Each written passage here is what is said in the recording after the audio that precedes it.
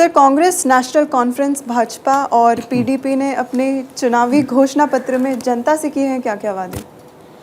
वादे अलग अलग किए, लेकिन सबसे जो इम्प्रेसिव इसका जो है चार्टर कहना चाहिए, घोषणा पत्र, संकल्प पत्र कहिए, ये बीजेपी ने बनाया है। बीजेपी होमवर्क बहुत करती है ना, हमेशा किसी को सोने नहीं देते, वो लगे रहते हैं रात भर, पता नहीं कौन कौन लोग रहते हैं, अनिल बलूनी से लेकर के यानी पूरी फौज है थिंकर्स की वहाँ पे, और फाइनली फिर पीएमओ में बैठ जाते हैं लोग उसको लेके। तो मास्टरमाइंड घोषणा पत्र उन्होंने बनाया इस बार, 25 बातें रखी। और देखो, सबसे बड़ी बात तो उन्होंने ये तो खैर कहा ही है कि मेट्रो लाएंगे और आईटी हब बनाएंगे, वो तो ठीक है, एक अलग बात है।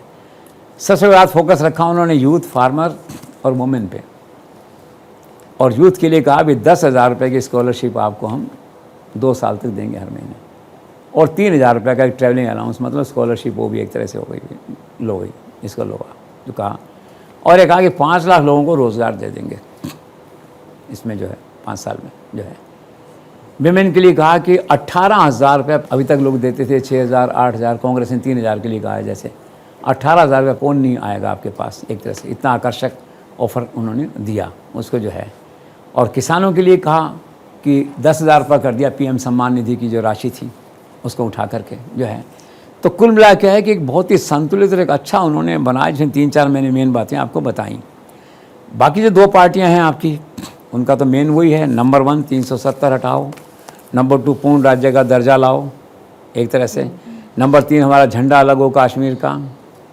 ये 3 डिमांड उनकी कॉमन है, उन दोनों पार्टियों की, महबूबा की और अब्दुल्ला की। कांग्रेस जो है थोड़ा सा अलग होके, कांग्रेस ने 5 गारंटियाँ दी एक तरह से। ये तो 3,000 रुपये दिए महिलाओं को जो 18,000 थे उसके, तो है 1 लाख लोगों को रोज़गार दे देंगे, 25 लाख का जो अशोक गहलोत राजस्थान में लाए थे हेल्थ की स्कीम वो कर देंगे। ऐसे 1-2 और हैं, कोई ज़्यादा ऐसी 50% जो है बिजली में रेट कम कर देंगे, इस तरह की उन्होंने किया जो है। तो ये अच्छे लुभावने और ये हैं, लेकिन जो वहाँ का चुनाव है ना, वो संकल्प पत्र पे नहीं लड़ा जा रहा। फ्री व्हिप कहो या घोषणाएँ कहो, इनका कोई रेलेवेंस नहीं रहा कश्मीर के अंदर। दूसरे मुद्दे हैं, उन्होंने ओवरटेक कर लिया है चुनाव घोषणा पत्र को।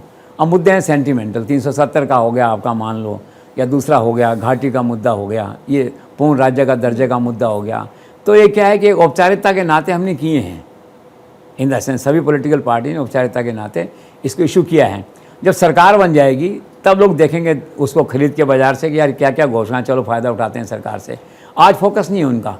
लेकिन जो आपने सवाल पूछा उसका ये है कि इस तरह के मोटे तौर पे ये घोषणाएं बनी हैं।